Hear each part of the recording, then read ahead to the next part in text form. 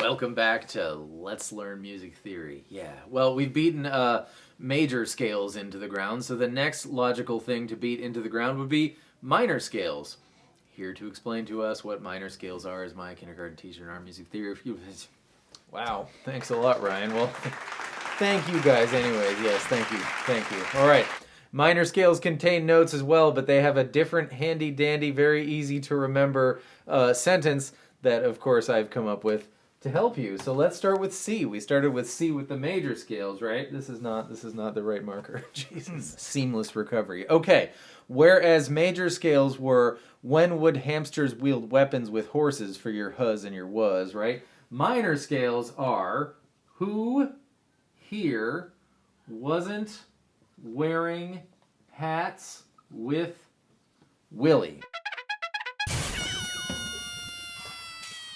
So, let's work out the C minor scale now and see what it is. Whole step higher than C is D.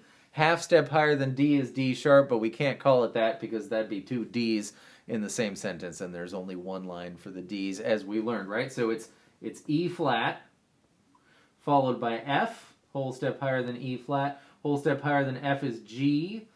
Half step higher than G is G sharp, but again, we can't call it G sharp. We have to call it A flat, but you know, if you say G sharp, we all know what you're talking about. Whole step higher than A flat, this is an easy one, is B flat, and a whole step higher than B flat is C, so there you go. Not quite so neat and tidy like the C major scale, but that is, conceptually speaking, the C minor scale. Let's do one that's a little more neat and tidy. Let's do A minor. Ready? A, B, C, D, E, F, G, A. That's the A minor scale. It's the easiest one to remember. It's like the C major scale. It starts on whatever it is, and there's no sharps or flats, so you just go. Okay, one more, and then we'll take it back to the guitar. Let's do the B minor scale. B, whole, let's see, who here wasn't wearing hats with Willie? B is to C sharp. Half step higher than C sharp is D. Whole step E. Whole step F sharp. Half step G. Whole step A. Whole step B. That's how we know we did it right. And there for you is the form, with the function coming, of 3 different minor scales. And now you could, of course, purportedly work them all out for yourselves with your hus and your was, which you now know. Back to you, Ryan. This is exactly like the restaurant scene in Mrs. Doubtfire. All right, I think the main takeaway for me, anyways, from Miss Poopadoop, my kindergarten teacher, is that if you just remember A to A, no sharps and flats, you have memorized the form of every single minor scale, because you can write that down and then put a W between A and B, right, and an H in between B and C, and then you will know the hus and the was of the minor scale without memorizing the Willie thing. But by all means, if you like the Willie thing, memorize it. I like the Willie thing. Anyways, E flat and so forth, but on the guitar, it's all just a simple shape. So let's do the A minor scale on the guitar. E string 5th fret, 7, 8, A5, 7, 8, D5, D7. And that's what a minor scale sounds like. This is, so to speak, do, re, mi, fa, sol, la, ti, do, except for in minor instead. Continuing along, I like to start again where I finished, so it sounds like it's starting over. D7, G4, that's the only tricky thing, 5, 7, B5, 6, 8, and E5. And then we can go up 2 more notes. 7, 8. The whole entire thing. 5, 7, 8, 5, 7, 8, 5, 7. Mental breath. 7, 4, 5, 7, 5, 6, 8, 5.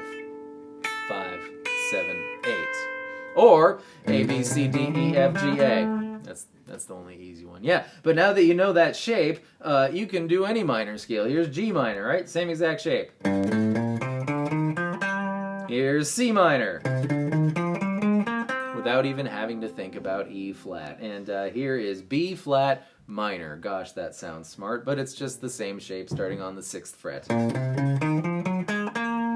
Great, let's make some melodies with the minor scale. Before we get into the fun activity that I wanted to do next, I wanted to point out the blatant example of a minor scale in a melody that is a song that is near and dear to our hearts. So, here I go, ready? E minor scale, which would be E, F sharp, G, A, B, C, D, E. All on the E string for visual purposes. Here we go, ready? You're gonna know it right away.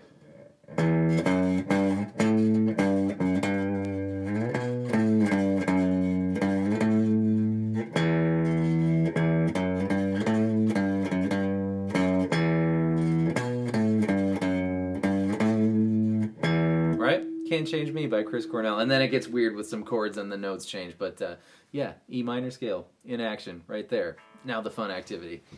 All right, so for our fun activity, we are going to play Frere Jacques, but we're going to do it in major first, and then we're going to do it in minor. Both the scales go 1, 2, 3, 4, 5, 6, 7, 1, right? It's just that the numbers are different notes, but they're still the same positions in the scale. So you're going to see the different mood that this magically creates in you. This is extremely cool to me. I hope that this lands. Okay, ready?